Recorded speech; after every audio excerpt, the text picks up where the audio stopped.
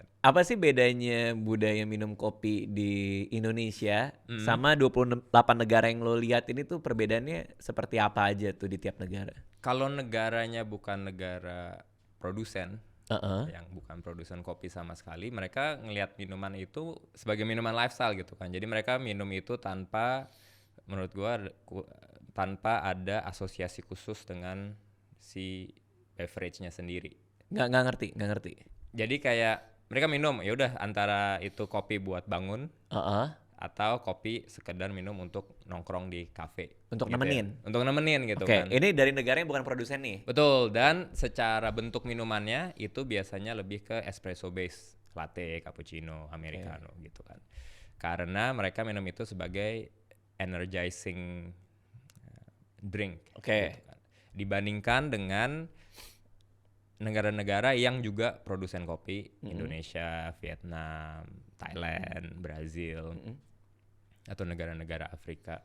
Mereka lebih punya koneksi khusus ke minumannya karena di mereka udah dari kecil udah biasa ngelihat orang petani kopi. Oh. Jadi ada meaningnya sama sebenarnya cara minumnya lebih unik gitu. Karena kalau yang negara-negara western kan semuanya espresso base. Mereka kenalnya udah jadi espresso machine gitu ya. Iya.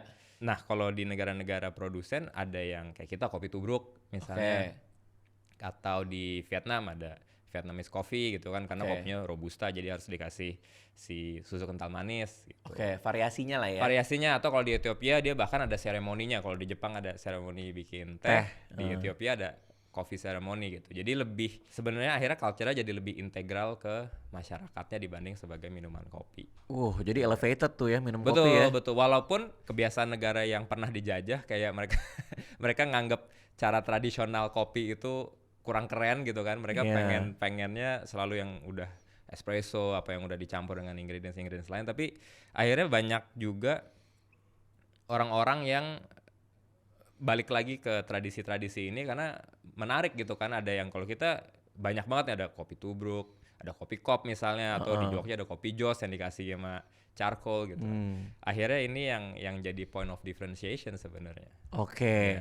Tapi artinya apakah negara-negara yang bukan produsen itu tidak bisa apresiasi kopi lebih, atau memang karena itu budayanya aja mereka nggak punya konteks kultur itu? Bisa, ya cuma nggak punya konteks kultur kan. Jadi kalau mereka lagi di negaranya mungkin minumnya itu, tapi begitu mereka lagi travel atau kita lagi datang ke sana, akhirnya mereka ngelihat ada loh kopi ini nggak cuman yang kita biasa minum aja gitu. Berarti yang paling terkejut-kejut orang-orang kayak gitu tuh ya. Ketika lo kasih yang beda tuh kayak, wow.